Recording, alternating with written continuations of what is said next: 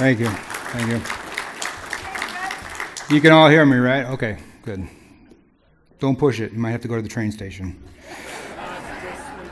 I don't even know what that means, but whatever. Did you guys all get your pictures? So I can take this off now? Thank you. It's warm today. It had to be the warmest day so far. Okay, let's get this off here. Here we go. Much better.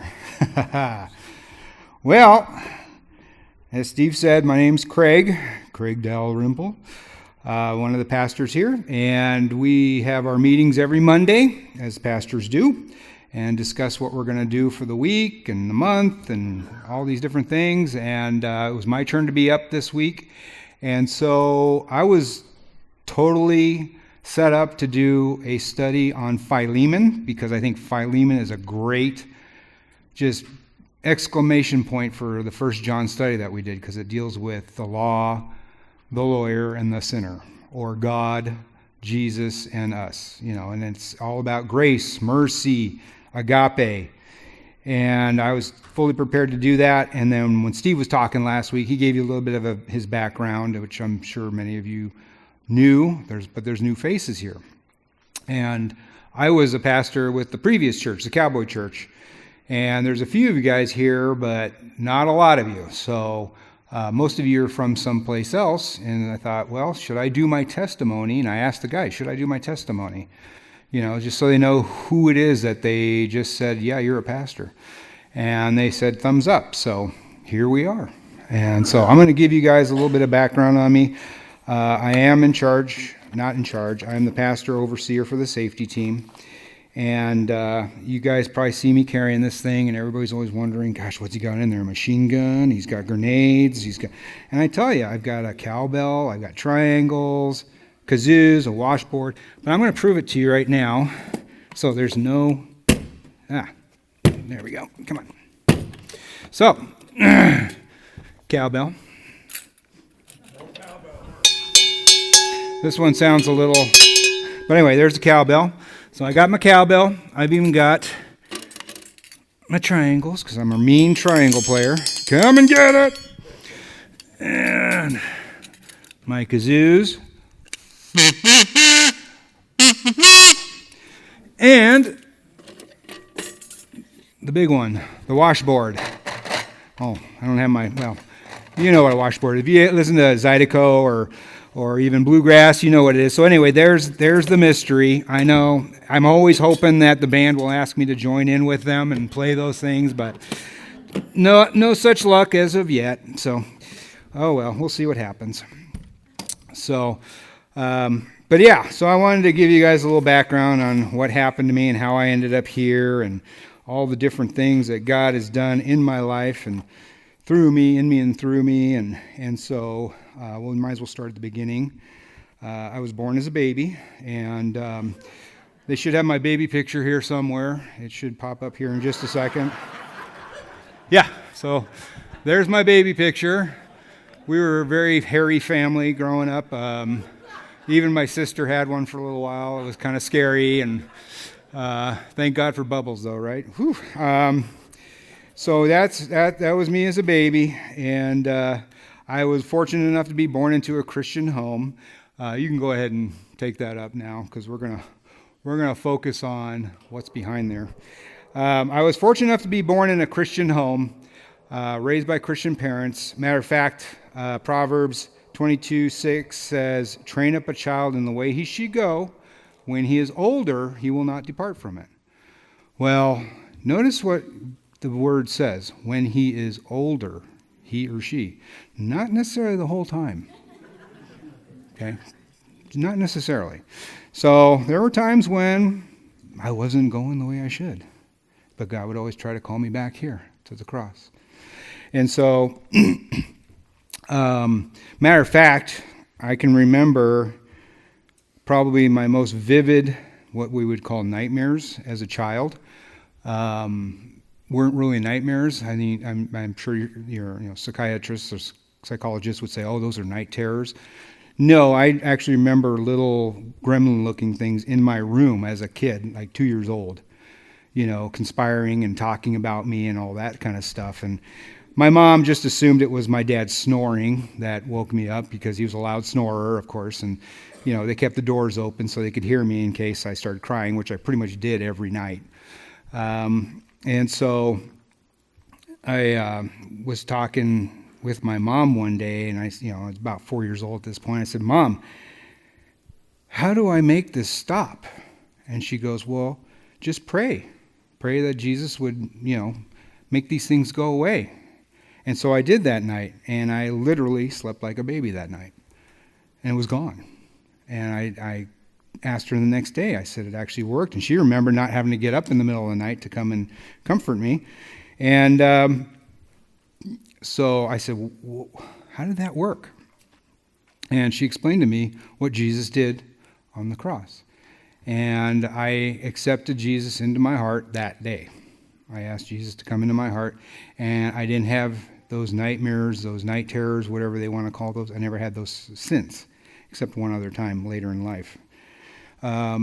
So I got to grow up and go to a Christian school from 6th grade on. I was in public school system before that.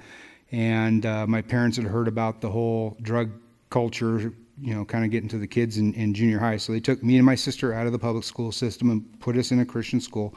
Now, I didn't understand my dad's sacrifice at that time, but it was a pretty good sacrifice, because back in the late 70s, early 80s, it was $1,200 a year to put a kid through Christian school, which I think is probably that much a month now for some of them, But back then, that was a lot of money. And my dad, bless him, he wasn't the perfect example. He volunteered for the church, but he rarely sat through the sermon.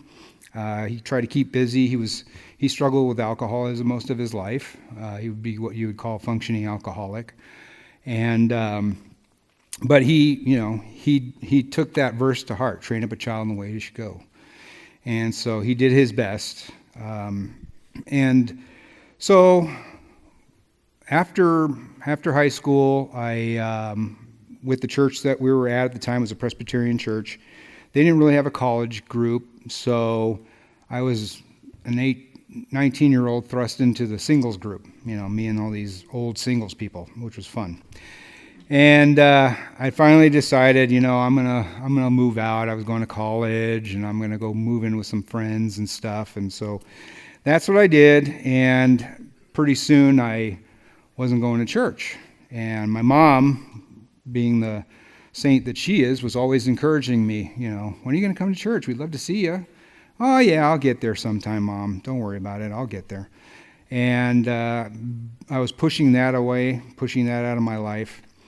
The interesting thing is that the pastor of that church, and I wouldn't consider him necessarily a top-tier preacher like we have in Steve, but he encouraged me to join this group called Young Life as a leader and a mentor. And I'm thinking, oh, okay.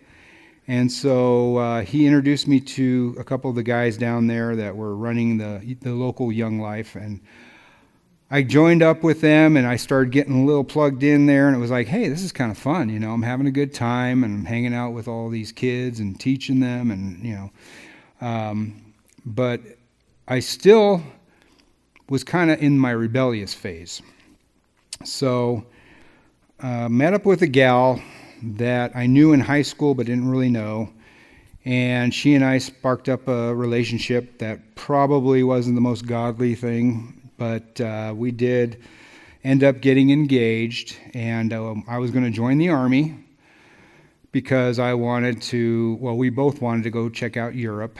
And so I was going to join the Army. I figured the Army is the best way. Get over there in Germany, one of those places, and we'd be stationed over there, and we could visit Europe, and I can get some experience, because ultimately I wanted to be in police department, law enforcement. And it's a good little boost. And so the night that we got engaged, I cooked us a nice fancy dinner, and all of a sudden I started feeling kind of sick.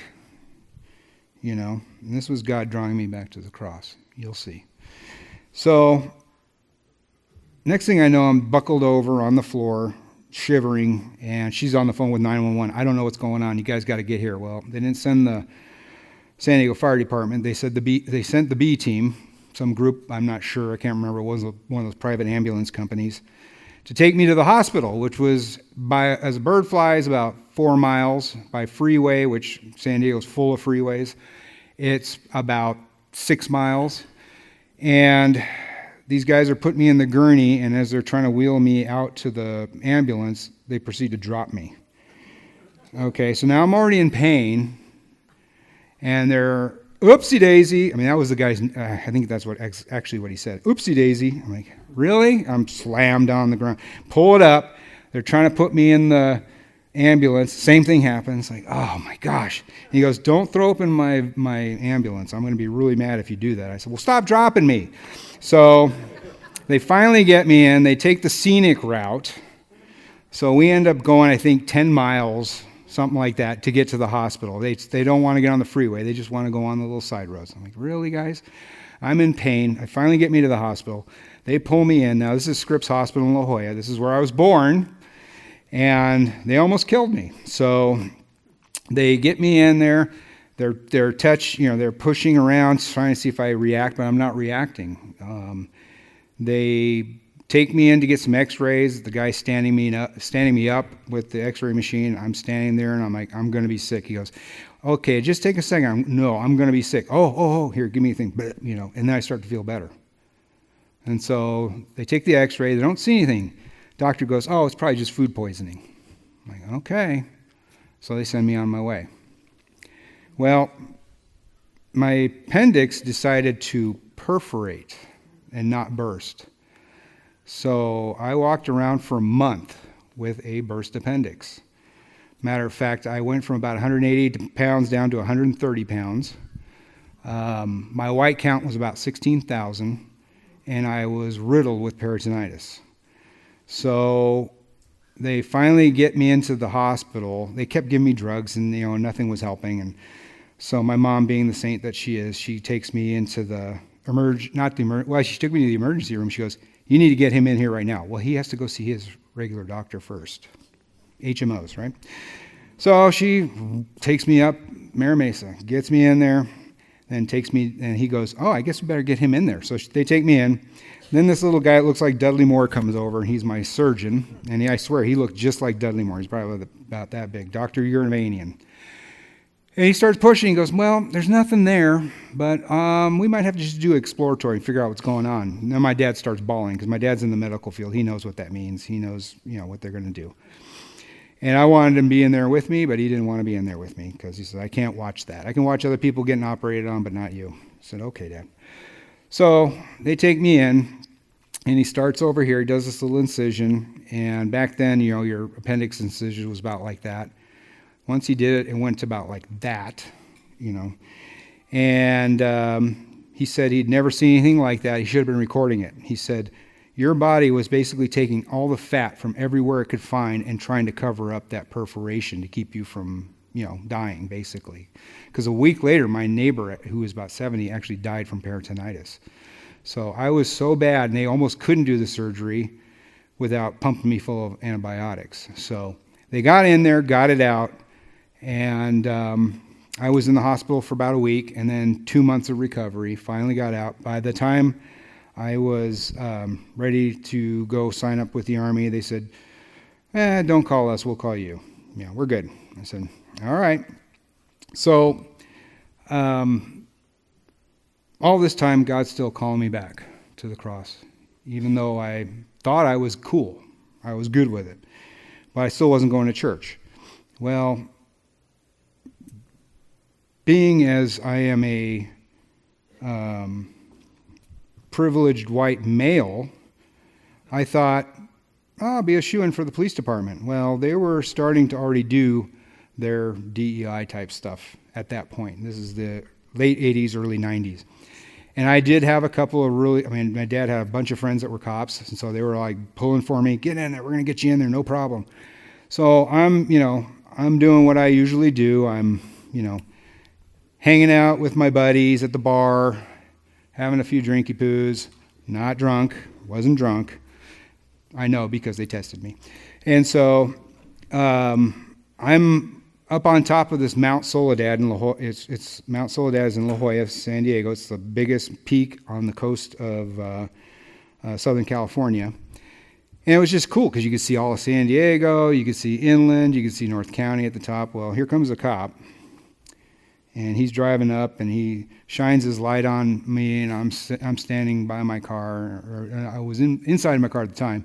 He shines his light, so I get out of my car, and he comes up. He goes, "What are you doing?" I said, "No, nothing. I'm just hanging out. I'm getting ready to go home. I just live right down the street." He goes, "Oh, okay. You look like somebody we're looking for." I said, "Really? I don't feel like somebody you're looking for." He goes, "No, you do." Well, this is during the Rodney King thing too, right? And so I wasn't going to be a victim, so I had my handgun, but I had it underneath my seat in the car, and I was not in the car at this time. So he goes, "Well, I need to search your car." Now, if a cop ever asks you if you can search your car, no. Tell him no. Not without, they can always say probable cause, and So he did. He finds the pistol. He goes, "Do you have a permit for this?" I said, "No." "Okay, put your hands behind your back." So, here I go.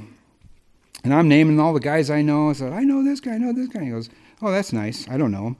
And so he takes me into jail, and, this is where you start bartering with God. "God, if you get me out of this, I will become a missionary in Africa. I don't care. I will go wherever you tell me to go. Just get me through this, Lord. Get me through this." And he's going, I'm going to remember you said that. So anyway, I get a good attorney. I get to court. I'm the only guy wearing a suit. Everybody else is, gangbangers and stuff like that. I wasn't. I was just a surfer kid from San Diego. And so I'm wearing a suit, and I'm in my court room, and the attorney, or the judge that was supposed to hear my case, had a huge load, and so it was going to be one of those long drawn out things.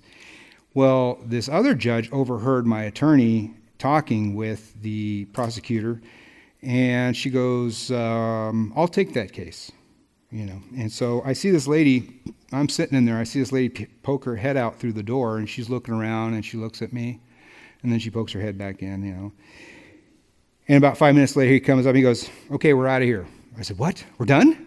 He goes, No, we're going to another judge in another venue." I said, "Oh, okay." So about a month later, I get back in there, and she's hearing my case. The prosecutor's like, "Blah, blah, blah, blah, blah, blah, blah. He had a gun, blah, blah, blah. Guns are evil. This is California. We're stupid now, blah, blah, blah."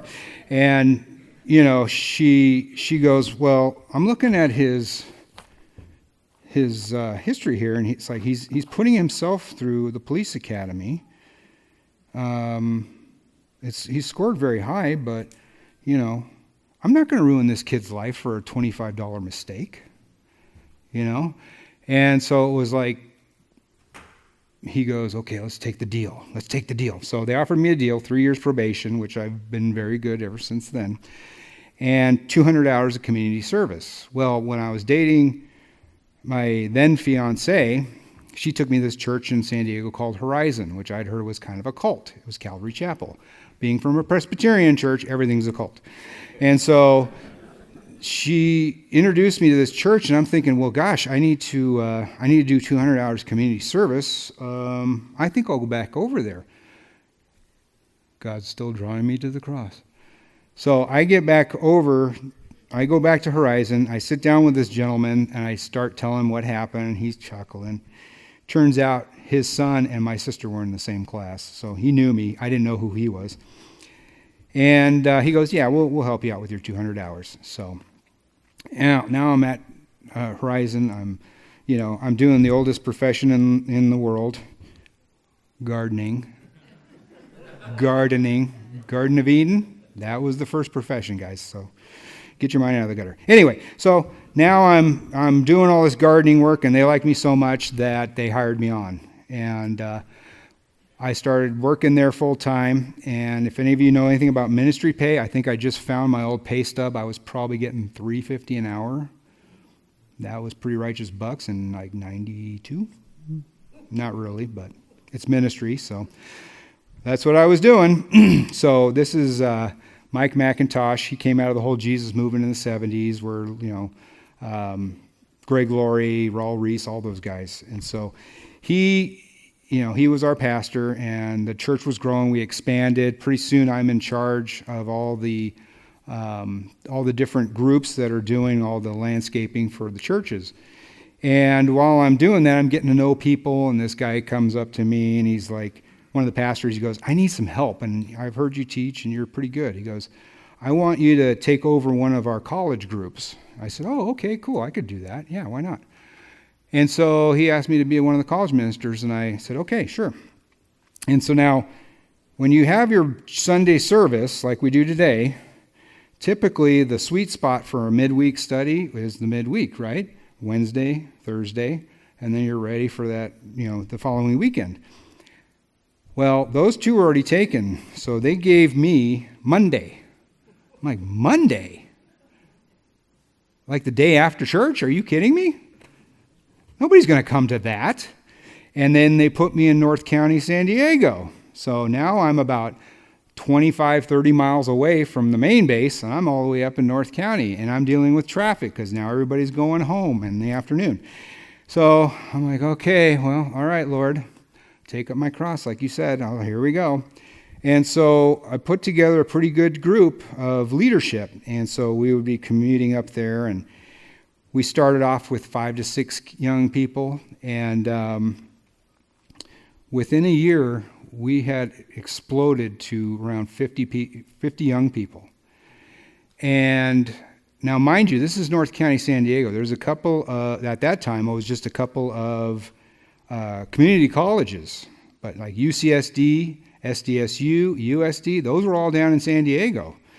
Well, they already had their groups, and then I'm up here. So I found out a lot of times, when the Holy Spirit talks to you, you just need to listen. And he was telling me, shut up. I'm like, but God, I got to give these young people my wisdom. I'm the minister. I'm not college minister for the North County. It's up to me. I've got to enlighten them with everything I don't know. And he goes, shut up. All right, God. And I'm telling you the truth. There were times we were driving up there, I had no idea what we're going to talk about. I'm drawing a blank. I'm trying to prepare, and I'm drawing a blank. And that's kind of how I've always preached. There's guys with notes and outlines and blah, blah. A lot of times it just sort of comes to me, and that's how it goes. So I'll take an example. Like I said, I was going to preach on Philemon. So we're driving up to the church, and I'm going, oh, what am I going to do? Philemon. So okay, one chapter, good. I read through it while we're on the way up there. We get to the meeting, do our worship, and then I'd say, okay, everybody open up to Philemon, and we'd read through that and then discuss. Now, the thing I learned about college young people, which I used to be too, is that they're sitting in a classroom being lectured to, right? They don't really have a whole lot of interaction unless, it happens to be they're getting in trouble or it's something that they're supposed to contribute to. So when I would let them speak, it was amazing to hear how the Holy Spirit would speak through different people. These young people, they're sharing. This is what I'm getting from this. This is what I'm getting from this. This is what it means to me. It's like, wow. Okay, Lord, I get it. This is what you wanted. Okay, well, we'll do that. So we had expanded so fast that, there was churches from all over the country that were calling me, nobody. How are you guys so big? The other two groups were getting jealous because their people were leaving to come over to ours. And, it was like, well, I don't know. I let them talk. That's what I do. It's a Bible study. I'm just kind of coordinating, but they get to speak, And it was amazing. It was a lot of fun. And then all of a sudden that season was starting to dry up. And I'm going, okay, well, our North County church was going to go independent from the rest of them. And since I was considered staff for the rest of them, it was like, okay, guys, well, I'm gonna be bowing out. And so they went ahead and did their thing.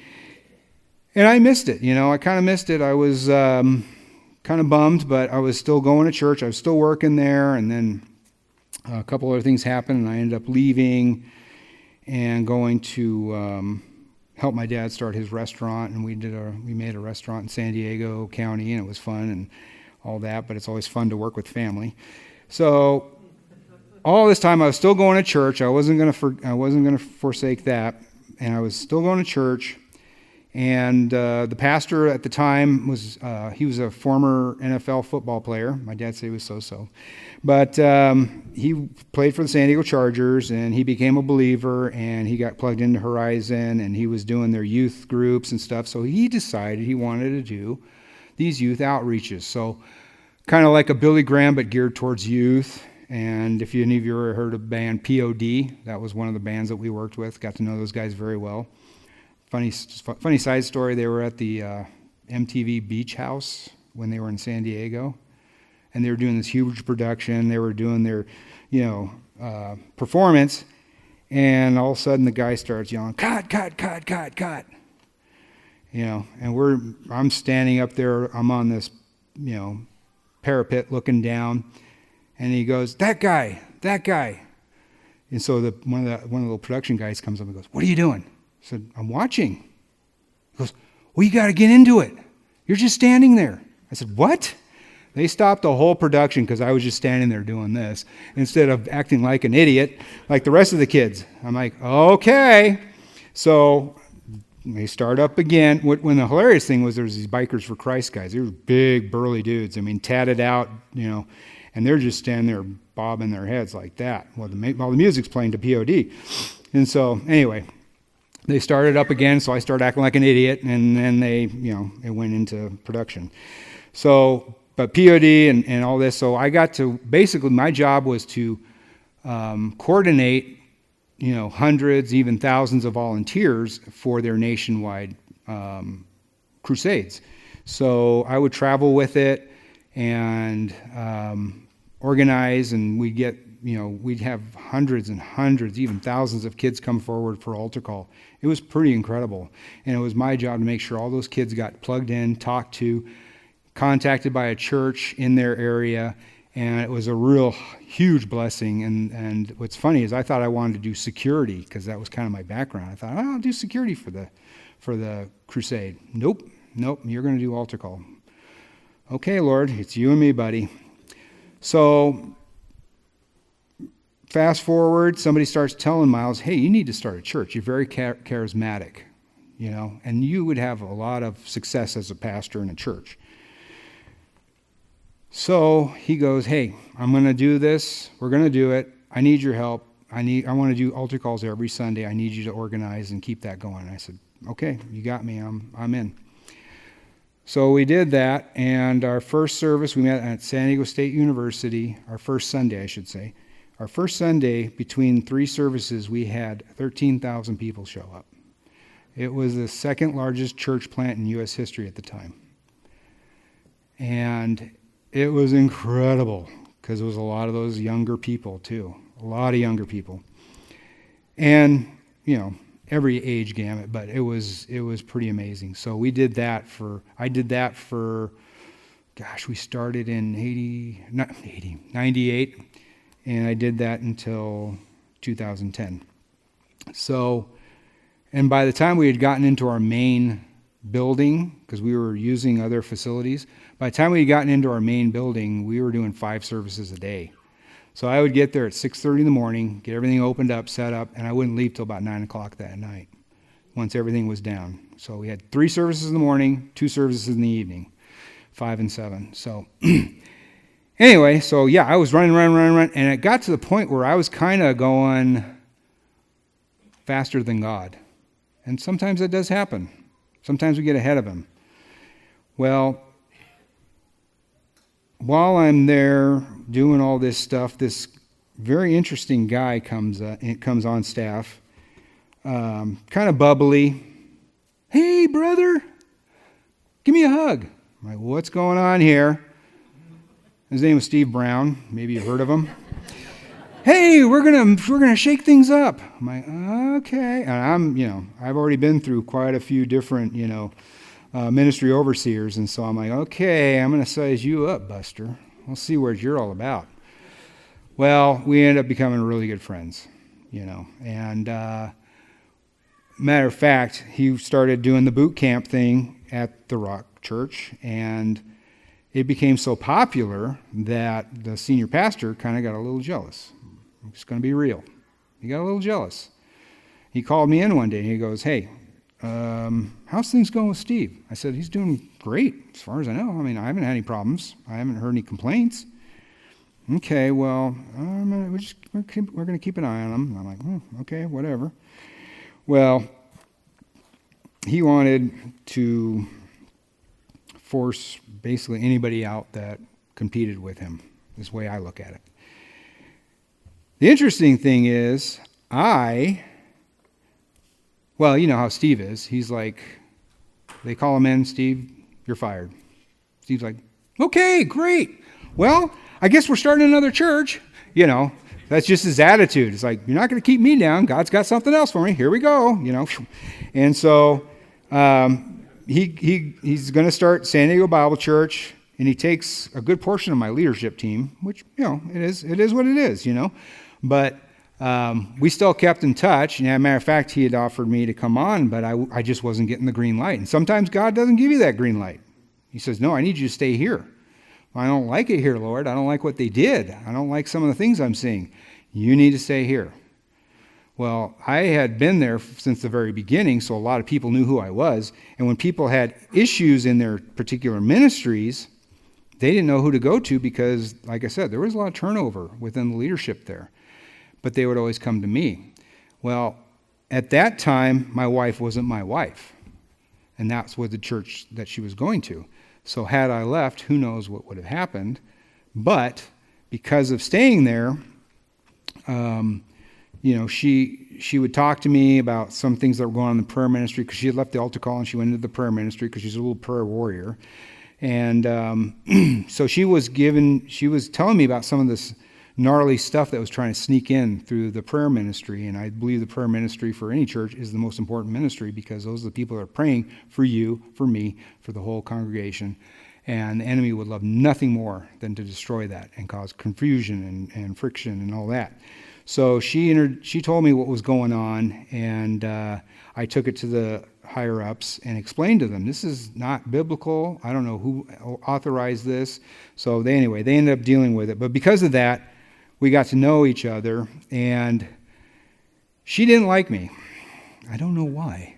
But, this was probably around 2007. Now, I got ordained actually right after 9/11. Somebody had been talking to an organization that was a Calvary Chapel affiliate and told them about all my background, and they reached out to me and said, we want to ordain you.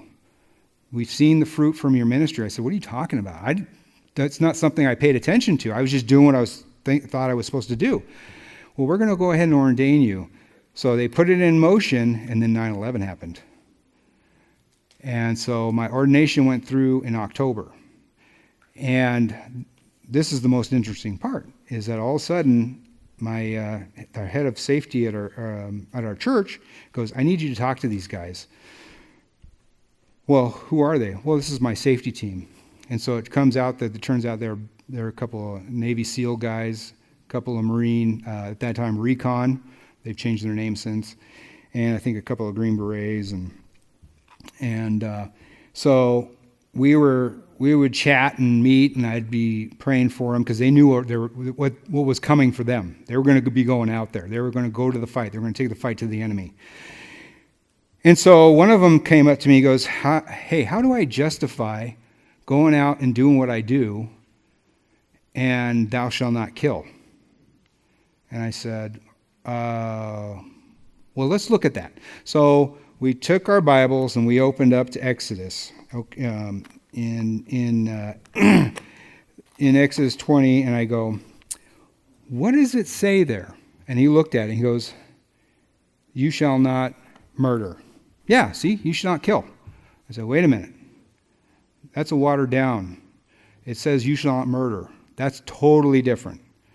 Because God would be the biggest hypocrite if he told you, do not kill, and then he would be telling the Israelis when they go into the promised land, kill everything. I don't want anything around. I don't even want the animals alive. I want you to kill it all. Dedicate it to me.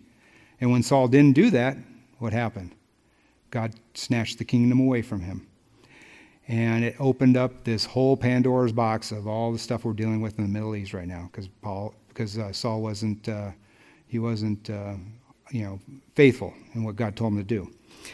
So you can kind of see this weight get lifted off his shoulders. And he goes, you need to talk to these guys. And so anyway, we started having Bible studies, and before they go out, we pray together. And, it was just an amazing, amazing experience for me. And there was cops that would start coming, and, it was just one of those things where I didn't feel special. I tried to get into the Army. I couldn't. I tried to get in the police department. I couldn't. And yet these are the guys that I'm working with now.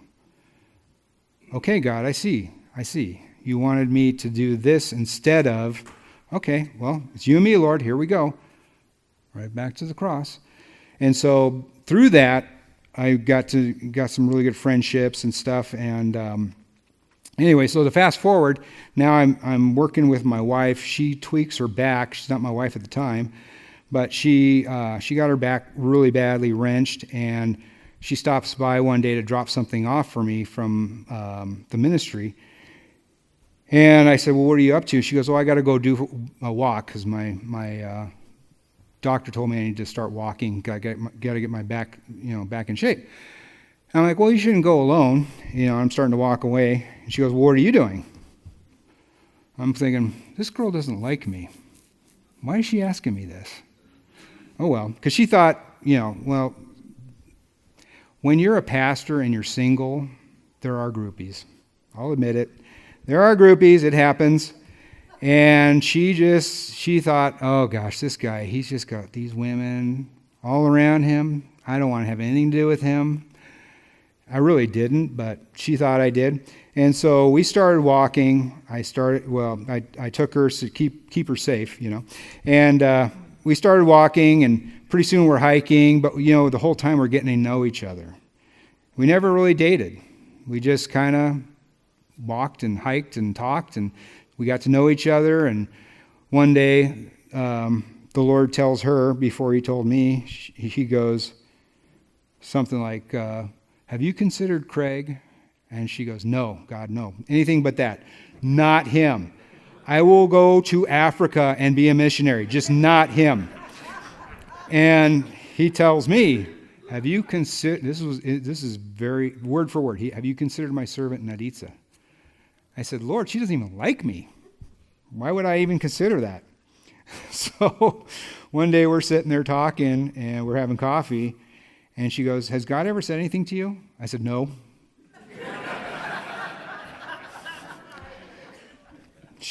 I go, why? Has he said anything to you? She goes, no. Well, a week later, 2 weeks later, same thing. Are you sure God didn't say anything to you? I go, yeah. He asked me if I'd consider his servant Naditza. She goes, oh, no. He said the same thing to me. I'm like, oh, I guess we're engaged? Yep, okay. That was it. Nothing fancy. No getting on the knee. Oh, I couldn't do it now anyway. But anyway, no, nothing like that. It was just, that was it. And then we got married. That was September of 2009. We got married in April of 2010. So we left that church. And because I helped set up their whole volunteer workbook, or, how volunteers are supposed to perform and act and all that. Anyway. If you're a newlywed, you're supposed to take your first year off of ministry because that spouse becomes your ministry, and the enemy will get in there and trying to destroy that. Before this all happened too, I had a good friend of mine over at my house, and there'd be a group of us guys that would get together. We watched the Monday Night Football or whatever, and then we'd play Xbox, drink coffee all night, and then everybody would go home and get up and go to work and everything. Well, he decided to hang out, and so for some reason, and he's not a believer, we started talking about the Holy Spirit and the Lord and God and salvation, and he he was very receptive and very open. And that night, out of the blue, it had to be between 2 o'clock, 3 o'clock in the morning. I never lie on my back. I'm always on my side. I sleep on my side. I'm a side sleeper. Well, I remember waking up and thinking, oh no. And right immediately, something had its hands over my mouth and my nose, trying to suffocate me. And this was not a nightmare. And I'm struggling, and I'm pinned down, and I'm trying to get loose, and I finally get the name Jesus, and poof, it was gone. I said, in Jesus' name, you're out of here. I don't know what it is with that friend of mine, but that demon did not want him getting saved. I'm still praying for him to this day. I don't know what God has in store. But that's the kind of stuff I've had to deal with. That was the only other time since a little kid praying. And I know that it's real. I'm not crazy. But that's what I've dealt with all my life. Some sort of, attack like that. So anyway, get my buddies back Monday. We pray over the whole place, and it was peaceful and quiet after that. And then 2010, we get married. I'm working. Me and Steve still talk to each other. And I'm listening to Rush Limbaugh, and he was off the air. And then the next guy comes on was Roger Hedcock. He was the radio mayor of San Diego, was literally the mayor of San Diego. He had a good conservative talk show. So I'm listening to him. He always gives us good information. He starts talking about this exit tax that California wants to start charging. If you leave California, they still want to be able to tax you. Because you were there when they screwed that state up. And you're on the hook for it. So wherever you go, we're going to find you, and we're going to attach your wages and just get our grubby hands into everything. Well, I'm frustrated. My blood pressure. So this is about 2014. I call Steve. I'm going, can you believe what these idiots want to do now in California? I need to get out of here. And I was feeling the call to get out of there anyway. But she just never got the green light any place I mentioned. It was just like, nope, not feeling it. Montana, nope, not feeling it. But I never mentioned Idaho. And Steve had just come back from 2 weeks at the Sago gas station there, right? Which is where you guys were. He goes, brother, it's cool. He goes, we just got back from Idaho. You should go check that out. I'm like, Idaho? Is that between Ohio and Iowa? Where is it? I don't know where it is. And he goes, oh, it's so nice. We went into Canada. We went over to Montana. We checked out Washington. And then we just stayed for a month right there and just got to know the area. And it's just beautiful. I'm like, okay, well.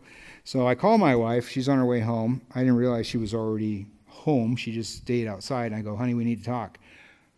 Wrong thing for a man to say to his wife, especially after work when she's on her way home. So she pulls over and goes, well, go ahead and talk. I said, no, I'll wait till you get home. No, go ahead and talk. All right. Well, I didn't realize she was right outside. She was ready to go. If it was like, I'm just not feeling it, dear, and she was going to take off. But I go, I just got off the phone with Steve, and I think we need to go check out Idaho. And she didn't get the red light. Matter of fact, she goes, okay. Well, we were coming up on our 4th anniversary at that time. And so April, we scheduled a trip up here. And we got into Spokane. There was nobody there. It's like, wow, this is nice. Get our rental car. Try to give me one with California plate. I said, anything but that. And so they gave me one with a Washington plate. So we came over here, and we're just driving. It's like, wow, there's nobody out here. This is a long time ago. This was 2014. So we decided to set up base in Pend Oreille at the Days Inn up there, which was right across the parking lot from Les Schwab. 6 o'clock in the morning. Now, I'm not a morning person, okay? Matter of fact, I hate morning people, I hate mornings, and I hate people. So I don't know why I'm even here. But I'm woken up at 6 o'clock in the morning. Gosh, all right. I was on vacation, Lord. I wanted to rest. Okay, well, we go. And Steve and Linda were going to come up here and join us and show us around what they saw. But Debbie was having some issues with her pregnancy, and Linda didn't want to leave. And so They stayed down there, and we're like, okay, well, let's just start driving around. So we started driving around, and, people were super nice. We're just like, this isn't California. What country are we in? This isn't right. There's something wrong. I'm driving up to a stop sign. This person has the right of way. It's no stop sign, and they stop and let me out. Who does that? Nobody. It's like, what is with these people up here? Well, after a week, we fell in love with it. And so we got home and we said, we need to get out of here, and we need to seriously consider moving to Idaho. Well, at that time, my dad had had a really massive stroke, and he was bedridden. He was in a constant care facility. I'm his conservator, so we can't do anything while he's alive. And I looked at her and said, well, we can't do anything if he's still around because I got to be here. We looked at maybe moving him up here, but it would have, definitely done him in. So we said, okay, we cast the fleece and we go, okay, whatever happens, happens, but we'll eventually get up here. That October, my dad passed away. And so that opened it up for us. So we just got everything dialed in, and by June of 2016, we were up here and we were living in Pend Oreille. I asked Steve about the churches in the area because we need to get into a church. He told us about First Christian at the time. We checked it out.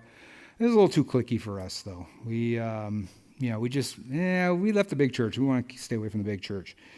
Well, brother, you need to go check out this place. This guy, he's great. Called the Cowboy Church. I'm like, Cowboy Church? That's intriguing. Okay, we'll go check that out. So we came over here. We walked in the door, and immediately people loved on us. It was the most friendliest church. I mean, I came from a church of 13,000 plus, down to a church of a couple hundred, and it was the most home-felt church that I have ever been in all my years of being in ministry and in church. After within a year, I was then pastoring at that church. And, Steve and I kept in touch, and then he got the job up here at where they changed it over to North Summit. And, we kept in touch, and then God all of a sudden does this whole full circle thing. And here we are.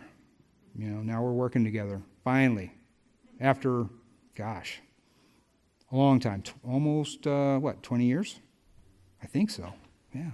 Yeah, because it's 25, right? And that was 06. So anyway, finally how God, but the point is that even when I didn't listen to God, even when I wasn't faithful, he was still faithful. When I tried to fight against him, he was still faithful. He was always drawing me back to the cross. When I thought I knew what's best for me, God knew what's best for me. He let me make my own mistakes, like my first fiance, to bless me with my wife from all that learning. It's never a dull moment when you're working with the Lord. And we're coming up on this study that we're going to be doing now called Boot Camp. And what I want to encourage you guys all to do is make sure you bring your Bibles. Even if you're not coming to church, carry it with you. I want to show you what the Bible was that my dad bought me when I was in high school, when I was going to Christian school. This is the Thompson Chain Reference Bible. It had the gold leaf. I took it out once in a while to read a verse or two, and then I'd put it back in the box because I didn't want to get it dirty. And as I'm getting here this morning, I'm pulling it out of the truck to bring in, sections are falling out of the thing. I wrote in this, I highlighted in it, I've used this thing for weddings, for funerals, for everything. I finally got myself a new Bible after 40 years, and I'm starting to do that with this one. But it's all about this, and that boot camp is going to teach you how to read the Bible, what to read the Bible for, getting into it, getting the foundations for what this is, this walk that we're doing. I'm nobody special. I mess up daily, okay? I'm just a willing vessel, and God will use that. And I hope that through this, it encourages you. We all have a testimony. Like I said, I'm nobody special. I just happen to, go along with what he told me to do, what he kept drawing me back to, and it's been a wonderful ride. It hasn't always been fun. Anybody tells you Christianity is easy, they're lying to you. It's tough because people are going to be against you. They're going to make fun of you. They're going to mock you. You can't tell me anything I haven't already heard. Matter of fact, I think my one Achilles heel is my wife. The enemy always tries to attack me, and when he doesn't get anywhere with me, he goes after her. And that's where it gets... By the way, please pray for us because we're leaving Tuesday, and we're going to do our honeymoon vacation that we wanted to do 15 years ago, but couldn't because of the finances and stuff. But we're going to do our Mediterranean cruise, so we'll be gone for a couple weeks. So I won't be here next week or the week after, so I'll miss the first 2 weeks of boot camp, but then we'll be back. But I want you guys to seriously be encouraged to just come and learn. Make sure you get your workbook. Bring your Bible, because it's only going to make you guys that much more bold for the Lord. And you probably have gifts you don't even know you have, and that's what's going to drag those out of you. So come at it with an open mind. We're going to have a lot of fun, and I just wanted to also share with you that. One of the things that I like to do is analyze the Word and analyze the Bible. And one of the things that Jesus said in Matthew was, if anyone would come after me, let him deny himself, take up his cross, and follow me. Now, he hadn't died yet on the cross. And that would be just like telling us, if you want to follow me, take up your electric chair or your gallows and follow me. And we're like, what does that mean? And you know what? I don't remember seeing anywhere in the Bible where one of the disciples said, what do you mean by take up the cross, Lord? What do you mean by that? Well, he's going to show them. He's going to show them. And now it makes sense. It's all about that. There's a difference between our cross and, say, the one the Catholic. Catholic has a guy up on there. Ours is empty. That's for a good reason. He's not on there. He's not in the ground. He's at the right seat, seated right next to God.